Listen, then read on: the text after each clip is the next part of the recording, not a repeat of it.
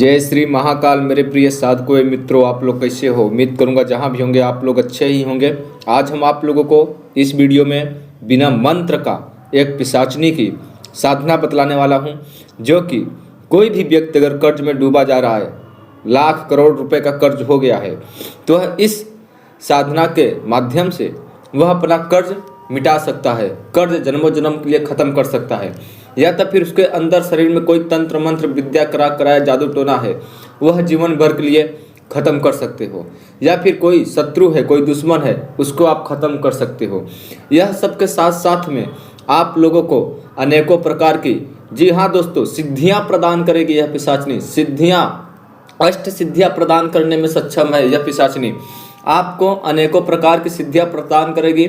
उसके माध्यम से आप एक बहुत उच्च कोटि की, बहुत बड़ी श्रेणी की आप विद्या सीख सकते हो और एक बहुत बड़े तांत्रिक भी बन सकते हो। जड़ी बूटी, जो कि हमारे आसपास में जो पौधे होते हैं, वृक्ष होते हैं, वनस्पतियां होती हैं, उसके माध्यम से हम सोना का निर्माण कैसे करेंगे, उसके बारे में यह पिशाचनी बताती है।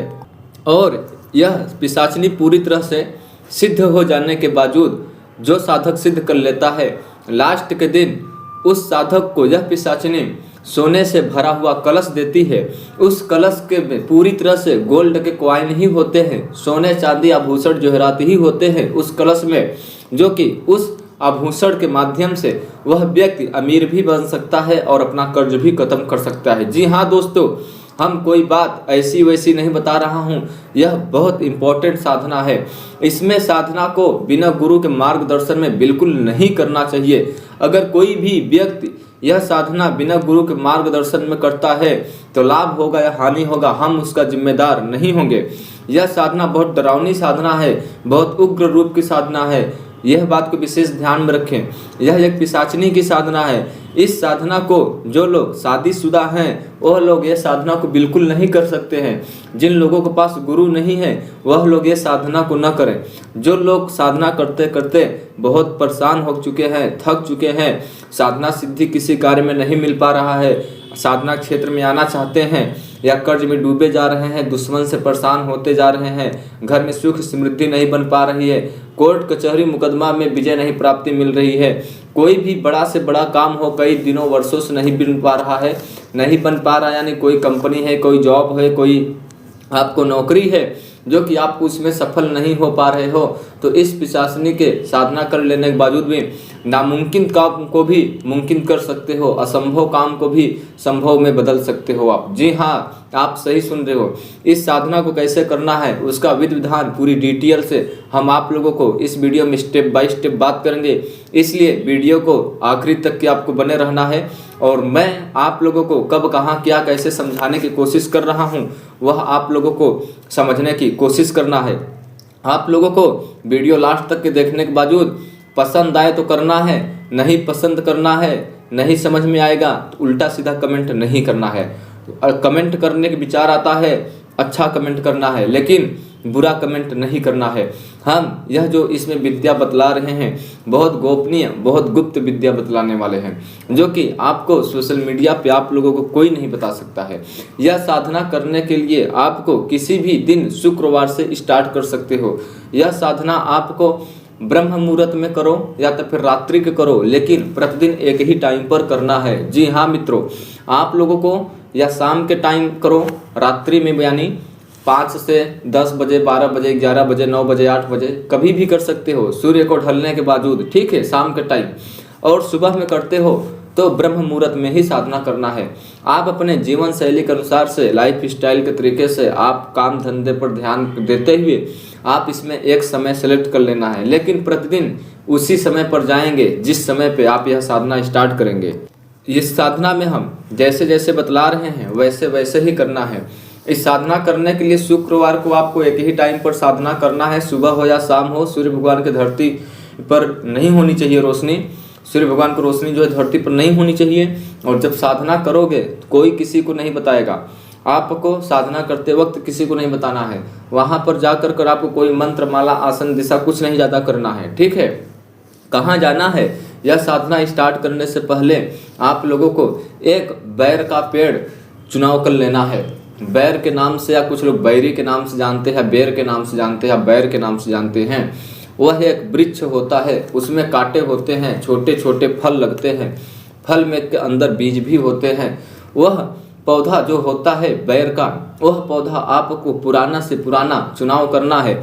अगर वह पौधा 50 साल का और पुराना है तो आपको बल्ले बल्ले है मित्रों, क्योंकि इस साधना में जितनी अत्यधिक बैर की पुरानी पेड़ होगी उतनी जल्दी ही आपको सफलता मिलने वाली है। अगर आपको ज़्यादा पुराना बैर का पेड़ नहीं मिल पा रहा है तो आपको कम से कम मीडियम के माध्यम से मैं बता दूं तो 10 साल के अवश्य ही पुराना बैर का पेड़ होना चाहिए। और ऐसे जगह बैर का पेड़ होना चाहिए, ऐसे खेत खलिहान में होना चाहिए जहां पर वहां पर कोई आपको आते जाते वक्त देख न सके। वहां पर बैठकर जब पूजा करोगे तो कोई आपको समझ सोच न सके, कोई आपको शक न कर सके, ठीक है, कोई आपको डिस्टर्ब न कर सके। किसी भी प्रकार के बिजली की रोशनी या वाहनों की आवाज़, हॉर्न वॉर्न की ऐसी कुछ चिल्लपों की आवाज़ नहीं आनी चाहिए वहाँ पे। आपने जैसे ही एक अच्छा सा पुराना से पुराना वृक्ष चुनाव कर लिया तो वहाँ पर गंदगी नहीं होनी चाहिए उस वृक्ष के पास। अगर गंदगी रहेगी तो उस गंदगी को पूरी तरह से साफ सफाई कर लेना है, ठीक है। साफ सफाई कर लेने के बावजूद आपको शुक्रवार से, किसी भी महीने की पहले हफ्ते की पहले शुक्रवार से रात्रि में या सुबह में ब्रह्म मुहूर्त में साधना करना है। आपको साधना शुक्रवार को जाने से पहले ही गुरुवार को ही उस पौधों के पास जाना है, उस वृक्ष के पास जाना है, बैर के पास साफ सफाई कर देना है और सुपारी लेकर जाना है, पान लेकर जाना है, 2 जोड़ा लौंग लेकर जाना है, फूल वाला यानी साबुत, बतासे लेकर जाना है, इलायची लेकर जाना है, सिंदूर लेकर जाना है, जल लेकर जाना है। इतना सामग्री रोली हल्दी चंदन के साथ में लेकर जाना है, नारियल सहित लेकर जाना है। उस वृक्ष के पास सारा सामग्री अर्पित करेंगे, अगरबत्ती धूप बत्ती दीपक जलाएंगे और पानी वृक्ष के जड़ पे डालेंगे और खड़े होकर कर उनसे प्रार्थना करेंगे वृक्ष से, जो बैर का पेड़ है, कि मैं कल से पिशाचिनी की साधना करने आऊँगा, जो भी जाने अनजाने में छोटी मोटी गलती होती है, त्रुटि होती है, उसे मुझे माफ़ करे और सदैव मेरे को शीघ्र प्रसन्न होकर दर्शन दो। इस प्रकार से आपको बोलना है। जैसे ही आप निमंत्रण देकर चले जाते हो तब आपको दूसरे दिन से शनिवार से, शुक्रवार से, शनिवार से नहीं, गुरुवार को आपको निमंत्रण देना है, शुक्रवार से साधना स्टार्ट करना है। शुक्रवार को सामग्री क्या क्या लेकर जाना है आपको थोड़ा सा चावल ले लेना है, फिर से बिना टूटा हुआ, लौंग ले लेना है, नारियल ले लेना है, जल ले लेना है, इतना सामग्री लेना है। फिर वहाँ पर रख कर फिर से चले आना है दूसरे दिन भी। अब 2 दिन आपको इसी प्रकार से करना है। पहला दिन निमंत्रण दिया और दूसरे दिन आपको नॉर्मली ऐसे रख कर चले आना है, कुछ बात नहीं करना है। गुरुवार को पहले दिन करेंगे, शुक्रवार को दूसरे दिन करेंगे, तीसरे दिन शनिवार से आपको साधना स्टार्ट करना है, ठीक है। अब शनिवार से आपको उस बैर के वृक्ष के पास आपको कोई सामग्री लेकर नहीं जानी है। एक सामग्री केवल लेकर जाना है, 1 लोटा दूध, कच्चा दूध लेकर जाना है। देसी गाय का दूध होगा तो अति उत्तम होगा, बहुत अच्छा होगा, नहीं तो जर्सी गाय का भी हो सकता है, नहीं तो भैंस का भी दूध हो सकता है, ठीक है। गाय का, देसी गाय का होगा तो बहुत अच्छी बात है। छोटा लोटा ले सकते हैं, पीतल का लोटा होना चाहिए, बड़ा लोटा हो या छोटा लोटा हो लेकिन पीतल का होना चाहिए। और लोटा जो होगा दूध से पूरी तरह से भरा होना चाहिए, आधा लोटा नहीं होना चाहिए। लोटा आप छोट ले या बड़ा ले, ध्यान रहे दूध शुद्ध होना चाहिए, दूध पवित्र होना चाहिए, मिलावटी दूध नहीं होना चाहिए, ठीक है। कच्चा दूध होना चाहिए। वह दूध को लेकर कर प्रतिदिन एक ही टाइम पर सुबह या शाम में या ब्रह्म मुहूर्त में, जैसे हमने बताया, उस वृक्ष के पास जाना है, पानी डालना है, पानी नहीं दूध डालना है, जो दूध लेकर गए हैं आपको ऐसे 42 दिन तक रोज डालना है। जी हाँ मित्रों, 42 दिन तक के आपको रोज दूध डालना है। उस बैर के वृक्ष के पास में छोटा सा या बड़ा सा लोटा हो, भरे हुए कच्चे दूध के लोटे से प्रतिदिन एक ही टाइम पर सुबह में या शाम में जाना है। 1 लोटा दूध उस जड़ के पास अर्पित करना है और पीछे मुड़कर नहीं देखना है, चले आना है। ऐसे आपको 42 दिन तक के करना है। जी हाँ, 42 डेज तक के करना है। एक दिन भी एब्सेंट नहीं करना है, एक ही टाइम पर रोज जाना है। आप ऐसे 9 से 10 दिन बीतेगा, आपको अनुभव होने स्टार्ट हो जाएगा, अनेकों प्रकार की घटना घटित होने लगेंगी। स्वप्न में सोने नहीं पाओगे, घर आओगे अजीब गरीब जैसा आपको लगेगा, रास्ते चल रहे होंगे, लोगों से बात कर रहे होंगे, अजीब गरीब जैसा आपको लोगों को मुलाकात होगी और अनेकों प्रकार के लौकिक प्रालौकिक दृश्य अदृश्य रूप से चेतन और चेतन मन में जगे हुए सोए हुए में चलते फिरते अनेकों प्रकार के साधना आते जाते वक्त में, दूध चढ़ाते वक्त में अनेकों प्रकार के अनुभव होगी।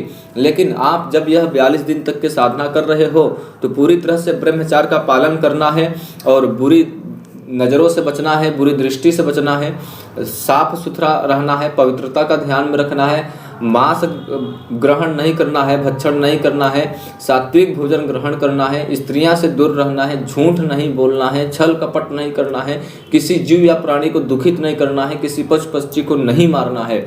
यह सब चीज़ों को विशेष प्रकार से पवित्रता को ध्यान देते हुए अगर आपको 42 दिन तक के उस बैर के वृक्ष के पास में एक ही टाइम पर 1 लोटा दूध प्रतिदिन अर्पित कर देते हो 42 दिन तक के, तो 42वें दिन आपको दूध नहीं डालना होता है, 41 दिन तक के दूध डालना पड़ता है। 41 दिन तक के आपको अनेकों प्रकार के कठिनाइयों से गुजरना पड़ता है।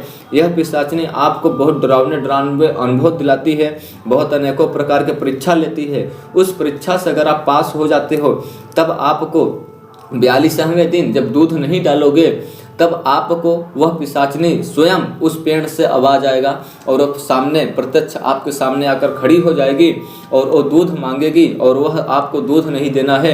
आप उससे वचन में लेना है कि जब भी मैं आपको बुलाऊंगा तब आपको आना पड़ेगा, बिना मेरी इजाज़त का कोई कार्य नहीं करोगे, मेरे घर परिवार वालों को कोई परेशान नहीं करोगे, मेरे प्राण को रक्षा करोगे, मेरे जानने वाले को कोई नुकसान नहीं दोगे, जाने अनजाने में कोई गलती हो जाती है तो उसे माफ़ करोगे और आप मुझे 1 घड़ा सोना दो, इतना आपको बोलना होता है। तो सोना नहीं देगी, वो कलश में घड़े में सोना नहीं देगी, वो फिर से बोलेगी दूध दो हमें, तो आपको बोलना नहीं है, वचन वो स्वीकार कर लेगी, तो स्वीकार करने के बावजूद आपको दूध नहीं देना है।